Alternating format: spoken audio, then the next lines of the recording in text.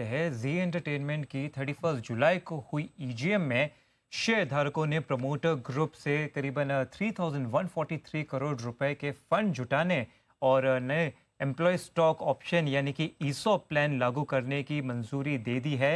वहीं दूसरी तरफ कंपनी की जो हैदराबाद स्थित जमीन है, इसके जो एसएल ग्रुप के लोन के बदले बिना मंजूरी गिरवी रखने पर सेबी ने जी पर 2 महीने और प्रमोटर सुभाष चंद्र और सीईओ पुनीत गोयनका पर 1 साल का मार्केट बैन लगा दिया है।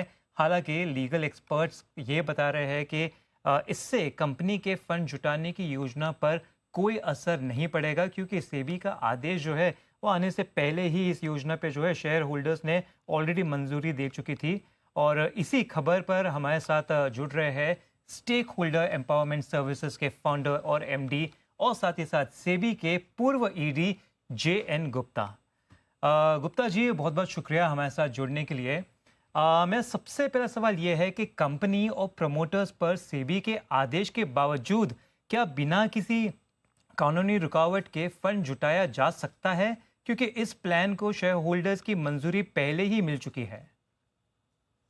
देखिए, मेरा इसमें जो आपने बताया कि कानूनी सलाहकार की क्या ओपिनियन है, मेरी ओपिनियन थोड़ी सी अलग है। ये जो शेयर होल्डर की मंजूरी है, ये within the company operate करती है। As far as the company is concern, shareholder ने अप्रूवल दिया है। लेकिन शेयर होल्डर का अप्रूवल रेगुलेटरी ऑर्डर के ऊपर नहीं होता है। तो जो रेगुलेटर ने अगर बैन लगाया है, तो इसका मतलब है कि all future raising, now raising का मतलब ये नहीं होता कि आपने प्लान बनाया, कोई भी पैसा कंपनी में नहीं आ सकता, कोई भी आप इशू नहीं कर सकते हैं। तो मेरी ओपिनियन बिल्कुल क्लियर है कि इस बैन के चलते हुए शेयर होल्डर ने जो मंजूरी दी है, उस पर कंपनी एक्ट नहीं कर पाएगी। अब सवाल ये उठता है कि क्या सेबी की इंटेंशन ये है कि सारे टाइम के लिए कंपनी को मना है? ऐसा नहीं, सिर्फ 2 महीने के लिए मना है। तो इसमें प्रॉब्लम कहाँ आती है कि जो शेयर होल्डर की अप्रूवल है, उसकी टाइम लिमिट 15 दिन होती है कि 15 दिन के अंदर अंदर उस रिजोल्यूशन पे एक्ट करना होता है। अब क्या हुआ कि रेगुलेटरी इम्पॉसिबिलिटी आ गई, क्योंकि सेबी का ऑर्डर है, तो 15 दिन के अंदर रिजोल्यूशन पे एक्ट नहीं करते। अब सवाल उठता है कि क्या ये रिजोल्यूशन खराब हो गया, दोबारा लाना पड़ेगा, या इस रिजोल्यूशन में जो 15 दिन का समय है, उसकी अवधि को बढ़ाया जा सकता है। एक ओपिनियन ये हो सकती है कि ये रिजोल्यूशन इंफ्रक्चर हो गया, अब ये नहीं करा जा सकता है। अगर कंपनी को पैसा रेज करने की जरूरत है तो दोबारा जाना पड़ेगा। मेरे हिसाब से किसी भी रेगुलेटर की ये इंटेंशन नहीं हो सकती है कि हम किसी कंपनी को बर्बाद करने की इच्छा रखें या कुछ करें। उनको सिर्फ पनिशमेंट देना है, तो पनिशमेंट 2 महीने के लिए है। तो इसमें सबसे अच्छा उपाय और जो मेरे हिसाब से सही चीज होगी, वो ये होगी कि 15 दिन का जो समय है, उसको काउंट किया जाए जब सेबी का रेगुलेटरी ऑर्डर की अवधि खत्म होती है। तो जो 2 महीने का टाइम खत्म होता है, उसके बाद से 15 दिन गिनने चाहिए। और या फिर कंपनी के पास ऑप्शन है कि वो ऑनरेबल सेट या सुप्रीम कोर्ट जहां जाए। बट मेरी ओपिनियन ये है कि आज की डेट में वो पैसा इशू कर नहीं सकते, क्योंकि सेबी का ऑर्डर आ गया है। सेबी का order is independent of any approval जो शेयर होल्डर ने दिया है।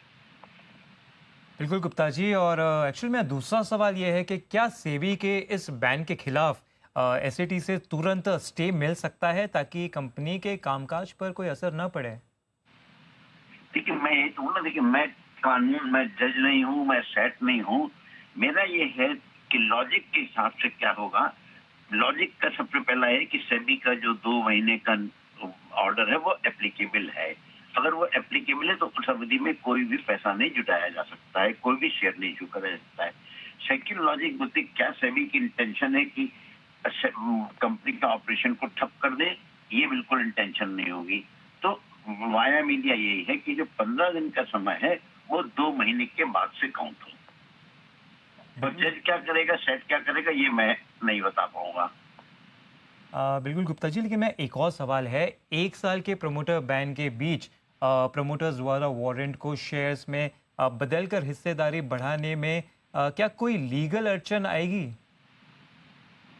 देखिए, मैं फिर भी बोलूं कि जब मैंने ऑर्डर का वर्ड बाय वर्ड नहीं पढ़ा है, ये चीज जो है ऑर्डर को पूरा पढ़ के और क्या इशू है उसको एग्जामिन करके मेरे हिसाब से जो शेयर इशू है उसमें 2 महीने का वो है, बाकी जो 1 साल का बैन है वो 1 साल का बैन है।